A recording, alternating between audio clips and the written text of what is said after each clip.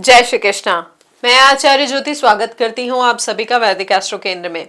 दर्शकों, आज हम बात करने जा रहे हैं संतान प्राप्ति योग के बारे में और उसी संदर्भ में आज समझेंगे कन्या राशि के जातकों की स्थिति, ग्रहों की स्थिति, गोचर की स्थिति और संतान प्राप्ति योग को वो किस तरीके से प्रभावित कर रही है उसको जानेंगे। लेकिन शुरुआत करने से पहले सभी दर्शकों से अनुरोध करना चाहूंगी कि इस वीडियो को लाइक करें, शेयर करें, बेल बटन दबाकर चैनल को सब्सक्राइब जरूर करें। देखिए, कन्या राशि की बात करें तो आपके स्वामी हैं बुध, जिसका सीधा मतलब क्या है कि आपके पास हर चीज का एक बहुत ही लॉजिकल, एनालिटिकल और प्रैक्टिकल नजरिया होता है। आप हर काम को ना बहुत प्लानिंग से, डिसिप्लिन से और बारीकी से करना पसंद करते हैं। लेकिन जब बात संतान प्राप्ति जैसे सेंसिटिव और नेचुरल प्रोसेस की आती है तो बहुत बार आपकी यही बहुत ओवर थिंकिंग जो है, अत्यधिक सोचने की जो आदत है, यानी एनालिसिस और पैरालिसिस, आपके रास्ते का सबसे बड़ा रोड़ा बन जाती है। अगस्त 2026 का जो महीना है कन्या राशि के उन सभी दंपतियों के लिए बहुत ही इंपॉर्टेंट और सधा हुआ कदम उठाने का संकेत दे रहा है जो अपने जीवन में माता पिता बनने के खूबसूरत सपने को सच करना चाहते हैं। देखिए, महीना केवल इच्छा करने का नहीं बल्कि ग्रहों की टाइमिंग के अनुसार अपने मेडिकल स्टेप्स को बहुत ही समझदारी से आगे बढ़ाने का है, ताकि आप किसी भी प्रकार के जो अननेसेसरी स्ट्रेस से बचकर यहाँ पर आगे बढ़ पाए। देखिए, यहाँ पर ग्रहों की स्थिति को अगर समझे यहाँ पर बहुत ही नॉर्मल तरीके से, तो देखिए कन्या राशि के जातकों के लिए संतान भाव के जो स्वामी है वो शनि है, क्योंकि जो राशि आ रही है आपके पंचम भाव में वो आ रही है मकर राशि। अब मकर राशि के स्वामी शनि बैठे हैं सप्तम भाव में वक्री होके मीन राशि में। अब ज्योतिष शास्त्रों के अनुसार समझे तो पंचमेश जब वक्री अवस्था में हो जाते हैं तो क्या होता है, यहाँ पे आपके जो एफर्ट्स होते हैं उनमें कुछ अननेसेसरी देरी आ जाती है, रुकावट आ जाती है। यानी होगा क्या कि डॉक्टर को दिखाया लेकिन उन्होंने किसी और डॉक्टर को आपको रेकमेंड कर दिया कि आपका ट्रीटमेंट मैं नहीं करूंगा, आप इनसे जाके मिलिए। या ये हो सकता है रिपोर्ट कराई, उस रिपोर्ट को दोबारा भेजा जाए, 2 से 3 बार हो सकता है कि उस रिपोर्ट को कराया जाए। यहाँ पर जो रीअटेम्प्ट है वो यहाँ पर 2-3 बार हो सकता है। मेडिकल ट्रीटमेंट, मेडिकल डायग्नोसिस या मेडिसिन जो आपको दी गई है वो भी यहाँ पर बदली जा सकती है। यहाँ पर चीजों का इशारा भी एक और जो एड ऑन चीज आ रही है वक्री अवस्था की वजह से, कि पास्ट में अगर आपका कोई मेडिकल ट्रीटमेंट बीच में छूट गया था तो उसका भी वापस से शुरू होने का टाइम आ गया है। यानी आप हो सकता है सिंसियरली उसे दोबारा शुरू करेंगे। इसके साथ ही जो हमारे जीवन शक्ति के कारक होते हैं शुक्र, वो आप ही के लग्न में यानी प्रथम भाव में बैठे हैं और वक्री शनि की सीधी दृष्टि उन पे पड़ रही है, जिसे हम समसप्तक दृष्टि कहते हैं।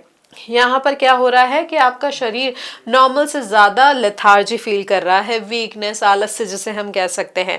आपके हार्मोनल पैरामीटर्स भी ना यहाँ पर उतार चढ़ाव के साथ भरे हुए हो सकते हैं।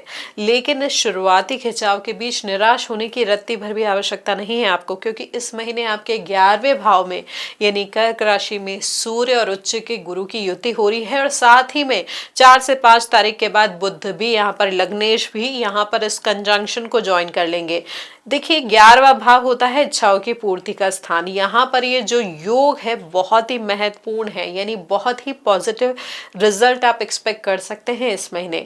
बस ये ध्यान रखना है 9 तारीख तक गुरु जो है जो उच्च के हैं लेकिन अस्त है, 9 के बाद जब वो उदय होंगे तो उनकी जो ये शुभता है, जो शुभ स्थिति है, वो आपको बहुत ही अच्छे परिणाम देगी। यहाँ पर उच्च के गुरु की अमृत दृष्टि जिसे हम कहते हैं, यानी सप्तम दृष्टि आपके पंचम भाव पर भी पड़ रही है, जो वक्री शनि के तमाम दोषों को और देरी को न्यूट्रलाइज करने का प्रयास कर रही है और आपके जीवन में एक हेल्दी, एक स्वस्थ संतान के आगमन के लिए आवश्यक जो एनवायरनमेंट है उसको प्रिपेयर कर रही है। बस एक चीज यहाँ पर जो है, देखिए 12 अगस्त को और 28 अगस्त को 2 ग्रहण होने वाले हैं इस महीने। यहाँ पर 12 अगस्त को ग्रहण होगा आपके लाभ भाव में यानी 11वें भाव में, जिस भाव की अभी हमने बात की थी। तो हो सकता है ऐन मौके पर किसी महत्वपूर्ण मेडिकल रिपोर्ट के अटकने की वजह से या आपके द्वारा बनाए गए पूरे महीने में शेड्यूल जो आपने बनाया है, डिसाइड किया है, उसमें आखिरी टाइम पे कोई रुकावट आ जाए, कुछ बाधा आ जाए। इस स्थिति को देखते हुए यहाँ पर ये ध्यान रखें कि कन्या राशि के जातकों के लिए इस महीने बहुत महत्वपूर्ण होगा अपनी नेचुरल जो ओवर थिंकिंग की हैबिट है उस पर पूरी तरीके से लगाम लगाना होगा। आपके लिए यहाँ पर ये जो 11 अगस्त से 14 अगस्त का टाइम है वो बहुत सेंसिटिव विंडो है। यहाँ पर कोई भी महत्वपूर्ण डिसीजन जो है वो पूरी तरीके से टालने का प्रयास करें। यहाँ पर होता क्या है, देखिए यहाँ पर जो ये ग्रहण है दृश्य नहीं है भारत में, लेकिन ज्योतिष शास्त्रों की बात करें तो ग्रहों का कंजंक्शन, ग्रहों की युति, ग्रहों की दृष्टि, जो नेगेटिव एनर्जी होती है उसकी वजह से कहीं ना कहीं जो प्रोबेबिलिटी होती है सक्सेस होने की उसको प्रभावित करती है।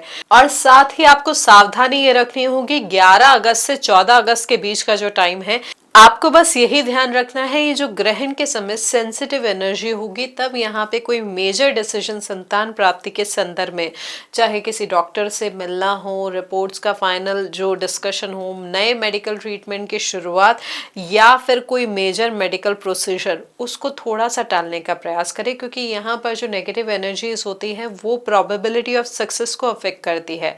साथ ही 28 अगस्त को आपके छठे भाव में यानी आपके कुंभ राशि में होने वाला जो चंद्र ग्रहण है, ये भी कहीं ना कहीं अचानक से शरीर में कोई कमजोरी या इन्फेक्शन को भी लेकर आ सकता है।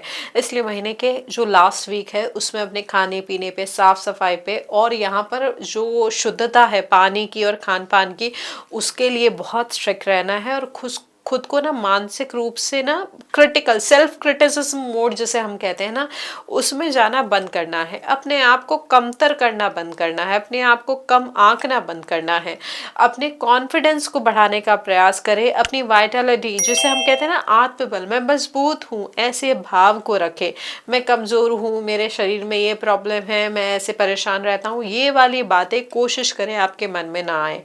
देखिए आपकी राशि में बैठे हुए कमजोर शुक्र और वक्री पंचमेश की वजह से सकारात्मक ऊर्जा देने के लिए आपको बहुत इम्पॉर्टेंट प्रैक्टिकल और आध्यात्मिक उपाय इस महीने जरूर से करने होंगे। योग अच्छे हैं, देखिए जब संतान के कारक उच्च के होते हैं, लाभ भाव में होते हैं, संतान भाव को दृश्य करते हैं तो योगों की में मजबूती आ जाती है। लेकिन प्रॉब्लम क्या है कि लग्न में बैठे हैं नीच के शुक्र और शनि जो कि संतान भाव के कारक हैं वो यहाँ पर वक्री है, तो उनकी स्थिति को संतुलित करना बहुत महत्वपूर्ण होगा उपायों के माध्यम से। लेकिन कोई भी उपाय तभी फलीभूत होता है जब पूरी श्रद्धा के साथ और नियमितता के साथ किया जाए। तो आप क्या कर सकते हैं, हर सैटरडे को यानी शनिवार के दिन शाम के समय पीपल के वृक्ष के नीचे सरसों के तेल का एक दीपक जरूर जलाएं और संतान प्राप्ति के संकल्प के साथ शनि मंत्रों का 108 बार मानसिक जाप करें। शुक्र की ऊर्जा को बल देने के लिए नियमित रूप से साफ और सफेद या क्रीम रंग के कपड़ों का ना प्रयोग ज्यादा करें, काले और नीले कपड़ों को थोड़ा सा अवॉइड करें। अपनी डाइट में गाय के शुद्ध घी को शामिल जरूर करें। देखिए डाइट के मामले में जब भी हम बात करते हैं तो ये ध्यान रखें कि अपने डॉक्टर की राय के साथ ही आगे बढ़े। अगर आपके डॉक्टर ने आपको नहीं अलाउ किया है तो वो चीज़ें ना खाएं।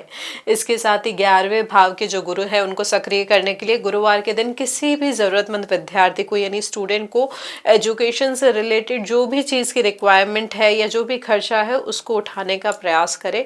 इससे आपकी इच्छा पूर्ति का द्वार मजबूत होगा, खुलेगा। तो ओवरऑल ये जो विश्लेषण है दर्शकों, यहाँ पर शुरुआती दिनों में देखिए फिजिकल अनरेस्ट यानी लेथार्जी बढ़ सकती है, ग्रहण की वजह से रुकावटें भी दिख सकती है, लेकिन घबराने की जरूरत नहीं है। 9 अगस्त के बाद जब उच्च के गुरु अपनी पूरी शक्ति से आपके संतान भाव को दृष्टि देंगे तो आपके जीवन में पॉजिटिव चेंजेस की जो शुरुआत है अपने आप हो जाएगी। अपनी मेडिकल टाइमलाइन को गुरु उदय के साथ जो है सिंक करने का प्रयास करें। आपकी व्यवस्थित जो स्थिति है, जो व्यवस्थित बढ़ने का तरीका है और जो ब्रह्मांड की यानी यूनिवर्स की जो ये पॉजिटिव एनर्जी है निश्चित रूप से आपके जीवन में खुशियों को लेकर आएगी। पॉजिटिव रहे और पूरे विश्वास के साथ आगे बढ़े। तो दर्शकों ये था हमारा विश्लेषण कन्या राशि के लिए अगस्त के महीने का। अगर आप इस विश्लेषण से जुड़ पाए हो, ये विश्लेषण आपको अच्छा लगा हो तो इस वीडियो को लाइक करें, शेयर करें, बेल बटन दबाकर चैनल को सब्सक्राइब जरूर करें और ज्यादा जानकारी के लिए आप चाहें तो हमारे साथ DM के माध्यम से भी जुड़ सकते हैं। हरिओम दर्शकों।